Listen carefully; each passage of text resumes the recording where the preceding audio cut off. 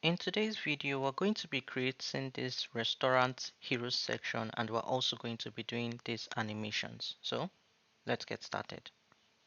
The first thing we're going to do is insert a frame. So I'm just going to click on F and I insert a desktop frame.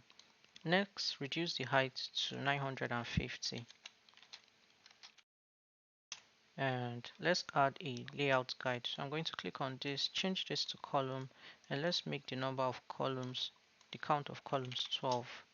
And we'll make the margin 120 and we have this. Next, come to your style guide.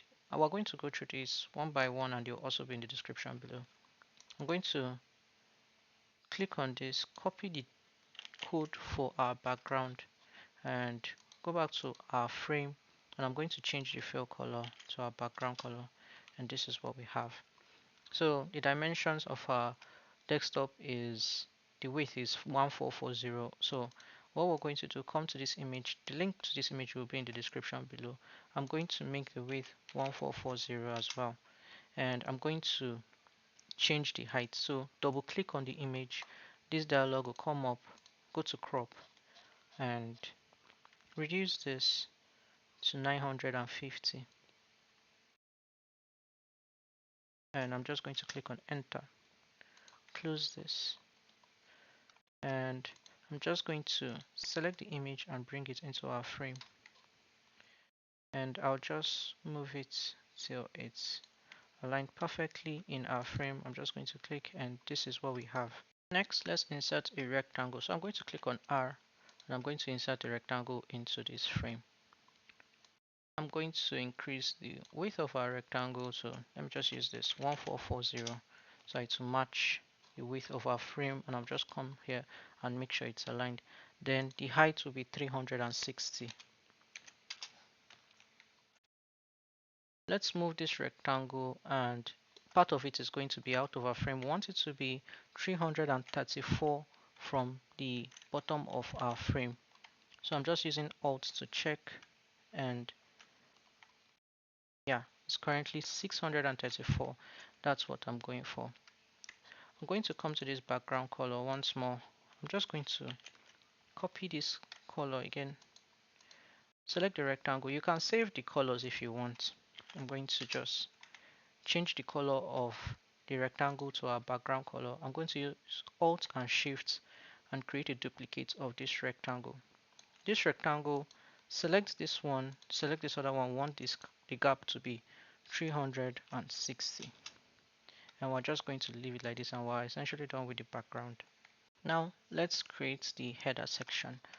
We'll start with the logo. I'm going to click on this. Let's take a moment to look at it. The name of the text is MonteCarlo. Weight is regular, size is 32, line height is 44. I'm just going to grab a copy of this and I'm going to bring this into our frame, and this is what we have. Next, let's our text color is just 4 times, so I'm not even going to copy it. I'm just going to change the text color to this. We're going to now type in the name of our restaurant. The name of the restaurant is the Golden Fork, like that. I'm going to just zoom in, and this is what we have. Next, let's create the header button. So we're going to create some components for this. So I'm just going to use Alt to create a copy so I can have one still there. The typography is Cinzel, weight is regular, size is 14, and the line height is 18. I'm going to make this an auto layout, and padding, we're going to leave padding as it is. Corner radius, we're going to make it 2. So for this part, let's create our gradient. So what I'm going to do now, because we want to use the gradients for the button's hover state, let's insert a rectangle and we can just build a gradient on it. I'm just going to bring this rectangle here, and what we're going to do is go to fill and then select gradient. I'm going to I'm holding shift while I do this, and I'm going to rotate it like this so that we have this lighter color. That's the 0% stop and the 100% stop on the right here. Just click here and here. Let's go to our style guide, and the 0% 35%, so I'm just going to change this to 35. I'm going to change this to 70, and that's what we have. Now I'm just going to go ahead and type the codes for our colors, and this one is B88844, and we have the first color. Second one is FAF398. The next one is E0AA3E,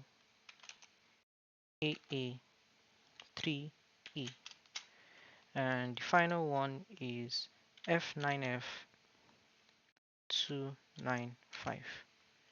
and I'm going to save this. Next, I'm going to rotate this gradient around till we have a particular effect. So let me just come here, and I'm going to grab this handle, and I'm going to move this gradient.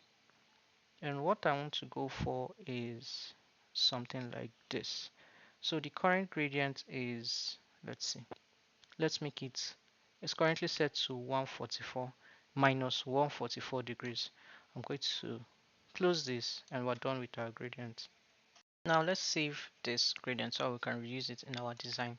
I'm going to click on this rectangle, select this, and I'm going to click on this plus icon, and I'm just going to save this color style as just gradient. You can also save other colors for this particular video, but I'm just going to save just the gradient, and we have this style, this color style. Now let's go back to our button. I'm going to select this button, and we're going to make it a component. So Control Alt K, or you could just use the button. And I'm going to name this button 1, or let's just make it header instead, because we're going to create other buttons. I'm just going to name this header. Let's add a variant, and I'm going to add a stroke. And this stroke, let me close this. And for this stroke, let's select this, and we're going to use this gradient as our stroke color. And we're going to create another variant, and we're going to make this one. I'm going to select this color, and I'm going to the stroke, remove the stroke, we'll add a fill. I will make this the fill color, and we have this really bright yellow color as our fill color. Next, let's go to prototype, select this header, this button, connect it to this one, and it's going to be while hovering. Let's make the animation smart animate. Animation is going to be ease in and out, and we're going to make it 200 milliseconds for duration. This is going to be while pressing, and all other settings remain the same. I'm just going to grab a copy. Let me go back to design. Grab a copy of this and bring it into our frame, and we can build the rest of our header. Let's create more copies of this. So we have 6 other items here, so I'm just going to create 6 copies using Alt, and let's rename all of these buttons. I'm going to make this home. Next is going to be about, I'm supposed to use caps lock. We want everything to be uppercase. It's going to be home. This is going to be about. This is also going to be menu, reservations. I know you'll be wondering why I said caps lock when everything is technically caps lock. And when you're using Cinzel, it still recognizes uppercase and lowercase. The lowercase will just be slightly smaller than the uppercase letter, so it just looks a bit different. But I want it all to be uppercase. Let me move this to the side. Um, the next one is going to be events, and the final one is contact. And this is what we have. I'm just going to select all of these, make it an auto layout, make the gap 10. While we're selected on this, let's change our text color to this one 6 times, and that's our text color. Bring this here to this edge. Let's make sure, come here, bring it to this edge. It just makes creating our auto layout easier. Select this to auto layouts, and we are going to, okay, there's nothing to change for this. We're going to leave everything as it is. Now let's check the spacing between this and the top of our frame. So we want it to be 50. And I'm just going to move this till we have our header. Oh, it's checking for, okay, I didn't realize it was actually comparing it to the rectangle. So what I'm just going to do is select the rectangle, and I'm just going to close it. It's going to be a bit difficult to see. Oh, 1 2 3 4, and we have this 50 from the top of our frame, and I'm going to bring back the visibility of our rectangle. Next is going to be the heading text. So let's check this. The heading still Cinzel, width is regular, size 50, line height is 60. I'm just going to bring in a copy of this, change the text color to our text color, which is 6 times, and I'm going to select this. I'm going to copy this and Control Shift V, and I'm going to paste it here. This isn't uppercase, and I'm just going to use this, and I'm just going to make all of it uppercase like this. I'm going to reduce this. As for the width, we'll see very soon. I'm just going to reduce this till we have this. So we have stay golden on the bottom. The width is 896 if you want to use exactly the same width. So I'm just going to center this. I always do center, then return it back to the default. Select this header, select this text. We're going to make this 50, and this is what we have. Next, let's insert a line. So I'm just going to come into the frame. Anywhere on the frame, I'm just using the bottom part since it's going to be easier to work with. And I'm going to insert a line. I'm holding shift and I'm going to draw this line. I'm going to make the width 500. Next, I'm going to go to the stroke, and I'm going to use our gradient as our stroke color. Next, I'm going to make this an auto layout. The line itself is going to become an auto layout, and the top and bottom padding is 10. We're going to leave it like that. I'm holding Ctrl Alt and Shift, and I'm going to create another copy, and I'm going to overlap. I'm going to have them, the spacing between them 0, like this, and I'm going to zoom out. Next, let's launch our plugin. I'm going to run Iconify because we're going to need some icons. So just search for diamond. So if you search for diamond, this is what you have. I'm going to change the icon set to game icons. I'm going to close this, and I'm going to use this diamond here. Let me bring that into our frame, and we have this. I'm going to close that. And for this icon, let's first of all change the fill color as well to our gradient, like this. Create 2 more copies. The middle one, make it 32 by 32. My current icons are set to 16 by 16, so the smaller diamonds will be 16 by 16 and the larger one would be 32 by 32. Select the 3 icons, make it an auto layout, make the gap 0, and make the padding for the left and the right 15. Now we're going to add a fill color. So let's add a fill. the color for our field, I'm selecting this rectangle now, so I have the color. If you've saved the background color as a style, go ahead and use it. I'm going to change the fill of this particular frame to our background color. And what I'm going to do next is bring this diamond over our lines, and I'm just going to align all three. So select this frame that has our diamonds, select this line, select this other line. I'm going to use Alt V just to make sure that they are aligned, and then I'm going to group them. And we have this decorative line with this element, these diamonds on top. I'm going to create a copy of it, and I'm going to bring it to the top here. So I'm going to align it to the middle, and I'm going to make the spacing between these two 10. And I'm going to have this very close like this. And yeah, we're done with that. Let's come to this one. Once again, I'm going to align it to the middle like this. And I'm just going to check the spacing. It's currently set to 8. It's supposed to be 10. So from the top of this rectangle to this is supposed to be 10, and we're done with these decorative lines. Now let's add our body text. So I'm just going to come here, and this text I've labeled as body.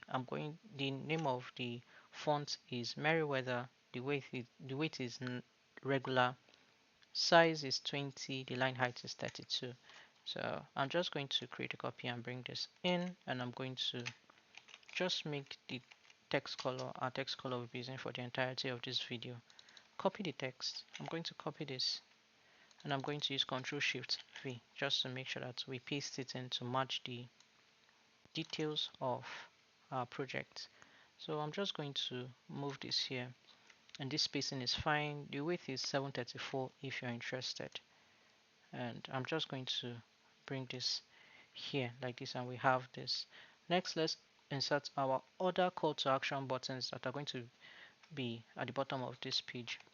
So let's click on this. This button text is going to be Cinzel. Weight is regular, size is 16, the line height is 24. I'm just going to create a copy. What we're going to do now is make it an auto layout. We're going to change the text color to our text color, and we're going to add a stroke.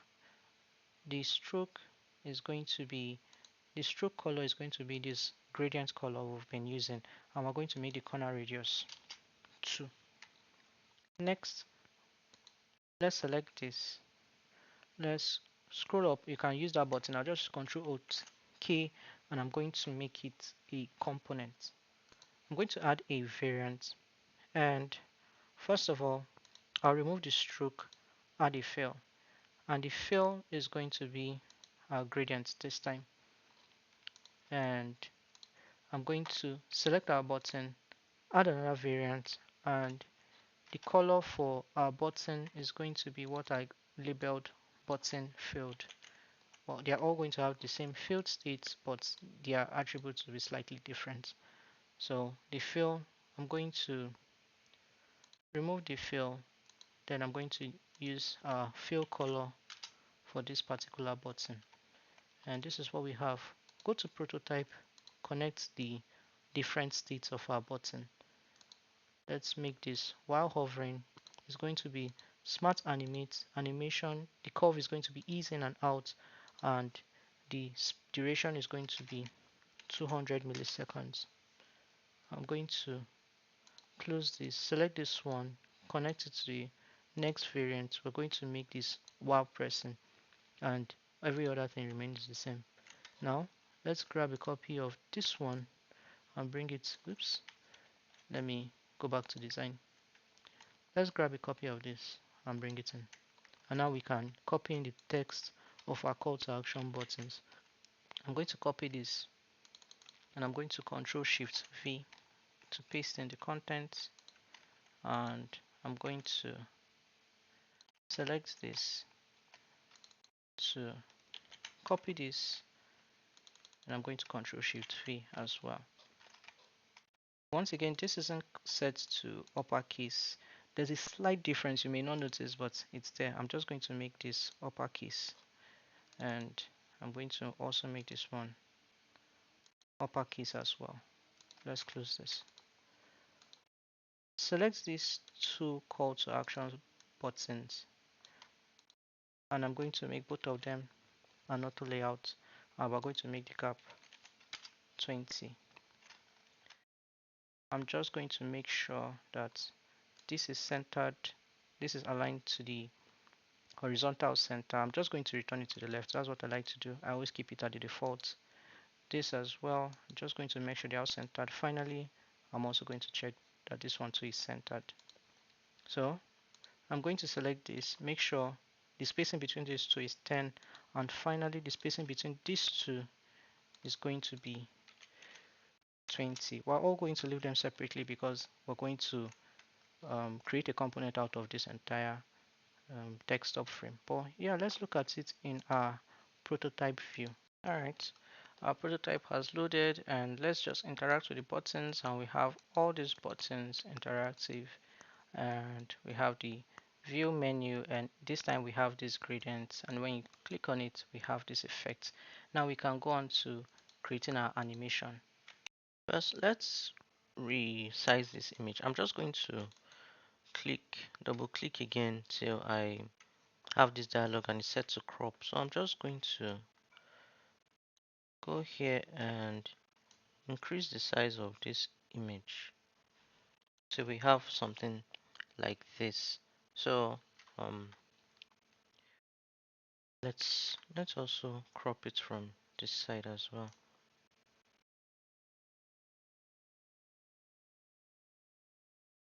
like this.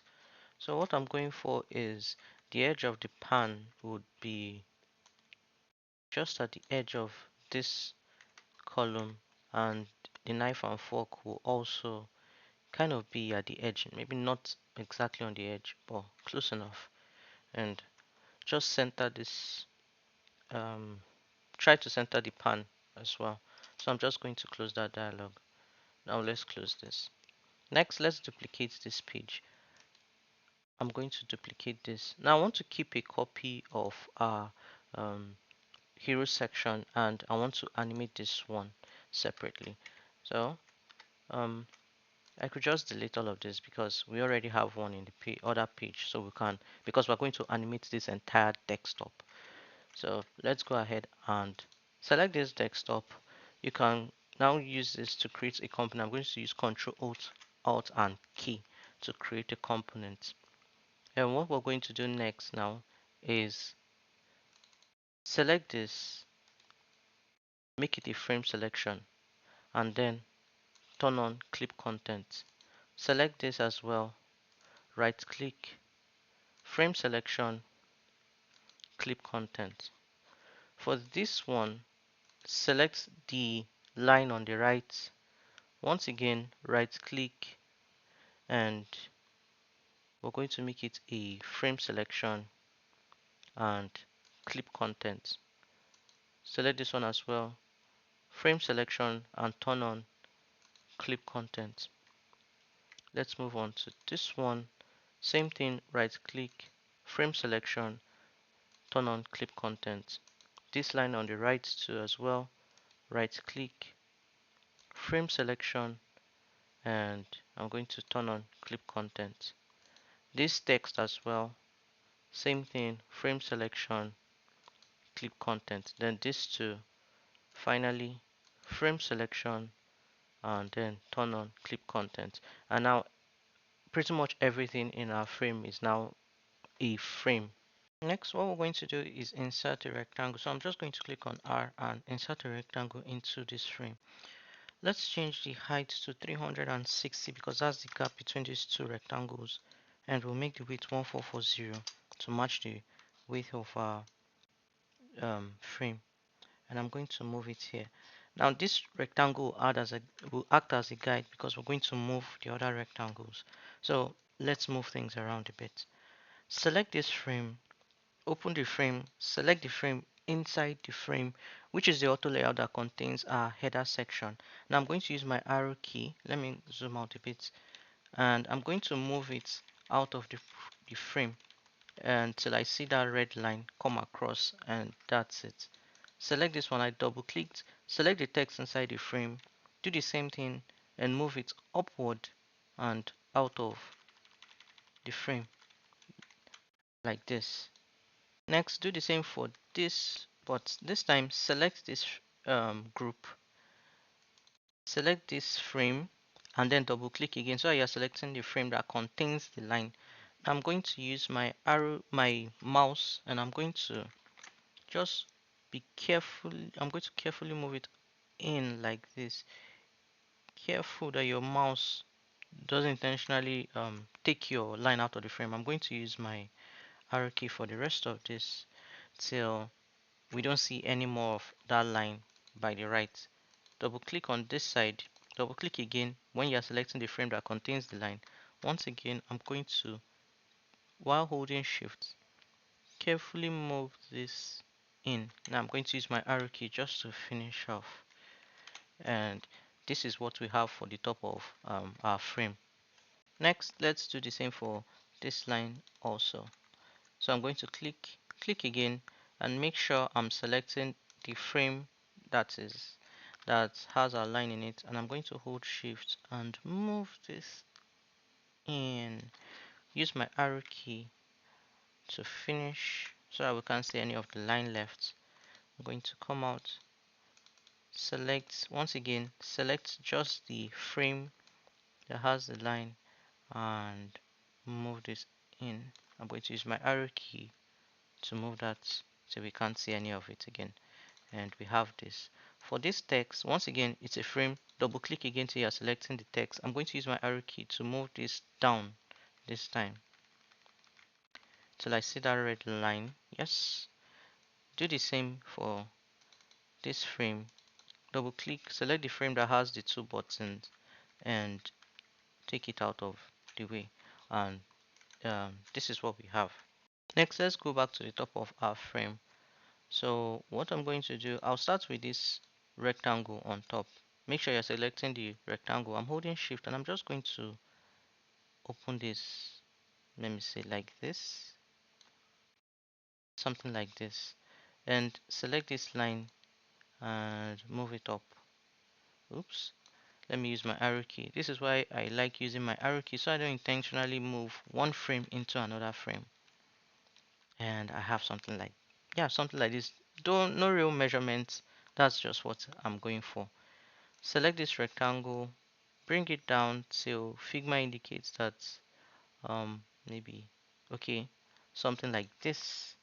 Select this. I'm going to use my arrow key just to be careful, and I'm going to move this down like that. Doesn't need to be perfect, and yeah, this is what we have, and this is our first variant. Now go back to our image.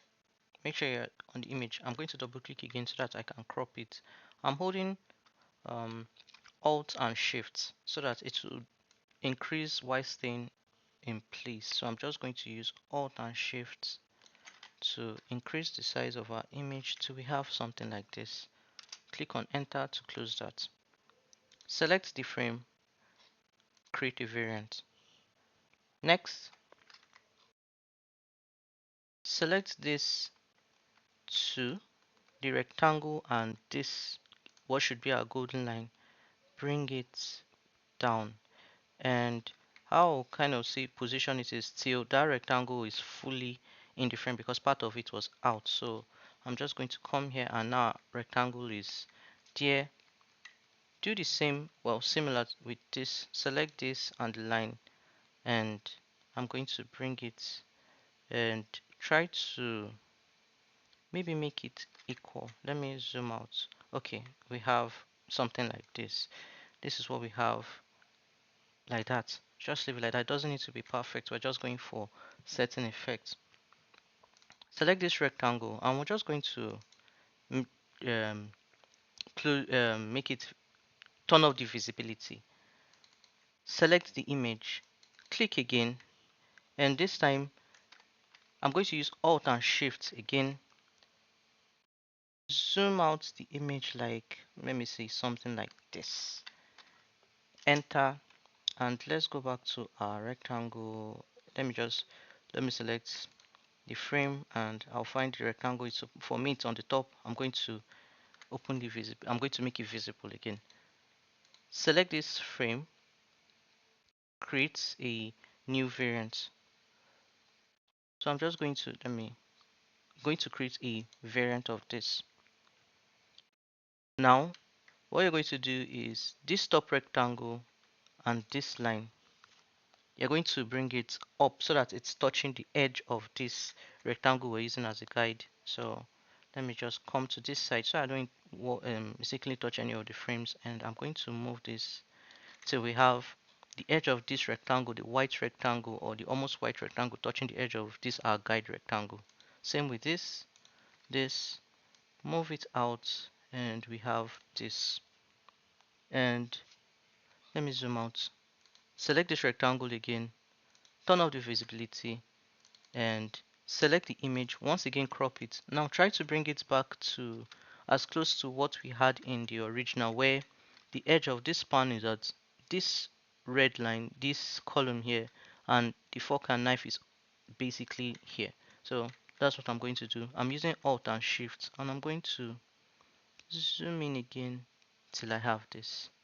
Enter, and let me turn on the rectangle. I'm going to turn the visibility of the rectangle back on so that we can see it.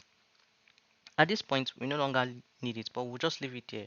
When we're done, we'll just remove all of it. One final detail for variance 3, we're going to select this, and I'm just going to double click till I'm selected on the frame on the right. Select the line, which is the frame that contains our line. I'm just going to go to align right, and we'll have our line back. Go to the one on the left, select the frame that has your line, align left, and we have our line back. And let's move on to this one, do the same thing, and I'm going to select this frame, that's the frame on the right, select the line, align right, select the frame that is on the left, select the frame that contains our line, align left, and we have um, our third variant is done. Let's create our fourth variant. Select this one, create variant 4. So what we're going to do now is move this one back to the position it was supposed to be 10 from the edge of this rectangle. So I'm just going to use my arrow keys, move it down a bit, check, currently 21. I'm going to move it till it's 1, 2, 3, 10 from the edge of this rectangle. Select this one as well. I'm going to move it up till it's 10 from the edge of this rectangle as well. And yeah, we have that at 10. Select the text in the top, that's this frame. You can't see what's there, but it's there. Select the text. I'm going to use my arrow key, my down arrow key, to bring it back into frame till I see those three lines, and that will let me know that it's centered. Come back to this text as well. Select this one, the text, bring this one from the bottom into our frame, and keep doing that till you see those three lines. And this is what we have, and we are done with variant 4. For the final variant, simple, select variant 4, add variant 5, and we're going to do the same. This time for the header, select the frame, select the header, and use your arrow key. Let me get closer so you can see what I'm doing. I'm going to bring it in till I see those three lines. And for this one as well, select this frame and bring all of these in as well. And yeah, we are done with all our variants. Now we can remove these rectangles. We don't need them anymore. They have served their purpose. I'm just clicking on the rectangle, and I'm going to remove this. I think our image zoom, I'm just going to, because our image is supposed to, okay, you see here it's really large, goes in a bit, comes back, and then we have it as close to the original, or um, what we had initially. And yeah, we're done with our variants. Now go to prototype, connect variant 1, the default, to variant 2, and the trigger will be after delay. Delay will be 1 millisecond. The animation will be smart animate. The curve is going to be ease in and out, and the duration is going to be 1700 milliseconds. So trigger after delay. Delay is 1 millisecond. The action is changed to property is variant 2, animation is smart animate, curve is ease in and out, duration is 1700 milliseconds. And you can pause the video if you want to see the settings once more. So I'm just going to close this, and we're going to use the same settings for all variants. I'm going to connect this one too. Let's do, okay, after delay. Change the delay to 1 millisecond. Close that. Come back to the next one. Connect these two. Make the trigger after delay. Delay is 1 millisecond. Let's move to the next one. Connect this to make it after delay. Delay is 1 millisecond. Let's see. Okay, we're done with that, and that was the final one. I'm just going to go back to the design tab. So next, let's insert a desktop frame. So I'm just going to click on F, insert a desktop frame. This our frame is, what's the dimensions? Okay, the height is 950. So I'm going to reduce this one. Oops, reduce the height to 950, and then grab a copy of this frame and then bring it into this new desktop frame like this. Let me just get closer to make sure it's aligned perfectly. Yeah, all right. Now we can take a moment to look at our desktop animation, our hero section animation in the prototype view. So I'm just going to click on this. Okay, so I've currently set it as the full screen mode, and I'm just going to click on R to restart, and this is our animation, and there you go. If it feels like it's too slow, let me do it once more. If you feel like it's too slow, you can reduce the duration. If it feels like for whatever reason it's too fast, or you feel like the image isn't zooming in or as zooming in or out as much as you want to, you can go ahead and change things around, and you can still see that all our buttons are still interactive because you can have components in components. And yeah, we are done with this video. I hope you enjoyed watching and you've learned something new.